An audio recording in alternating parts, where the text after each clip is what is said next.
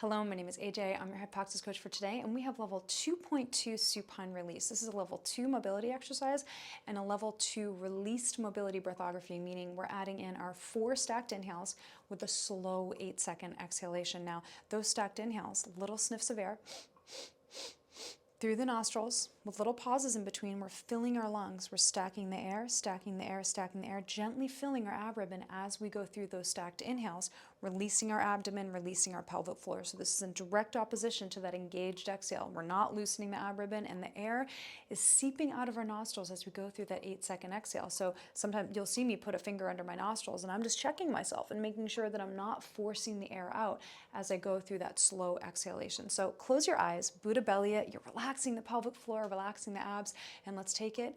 Let's practice our relaxed breath once, and then we'll add in our mobility exercise. And 3, 2, 1. Inhale, 1, 2, 3, 4. Exhale, 8, 2, and 3, 4, 5, 6, 7, and 8. And we have 5 breath cycles once we get into our position. So let's come over to the wall. It's level 2. If you're working with a HYPOXiX coach and they've suggested a variation on the exercise, always follow that because that's there to optimize your program. Otherwise, it's a perfect starting place. So you're going to drive your whole foot tripod into the wall hard. Whole foot tripod is driving down into the wall because that's going to open up the front of the hip, especially that psoas, our primary hip flexor. Now, the leg is going to move across the body so that it's underneath the opposite sit bone, immediately feeling that stretch in the psoas. Now here, as a progression for level 2, we're going to raise our right arm up to the sky. So we have a nice length, long line here across the body. Then our left elbow is going to gently drive down into the ground. Driving it through the ground is key for mobilizing the hips. So we're dropping the foot through the wall, and I'm gently squeezing my right glute. So a little bit of right glute activation to open up the hip, and then I'm flattening my low back, and I'm flattening my ribs to the ground. So there is going to be a little bit of ab activation as we release the abdomen, which I know seems counterintuitive, but it's a mobility exercise for the abdomen, and a little bit of activation actually makes the exercise more effective because of the increased blood flow to the tissue. So we're driving the left elbow down, the eyes are closed here.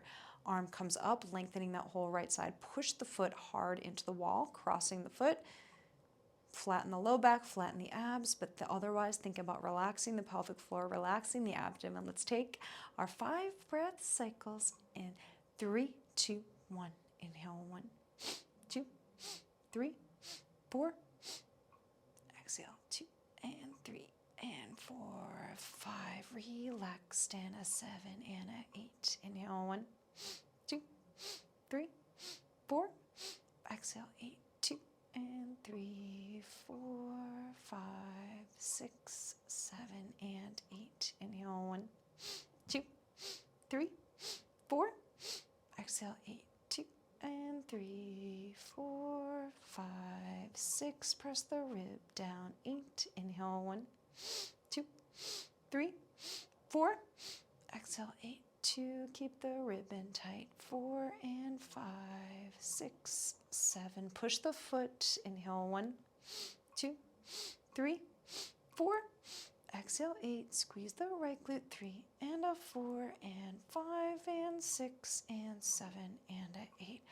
Whew, that is a great hip flexor stretch. Amazing.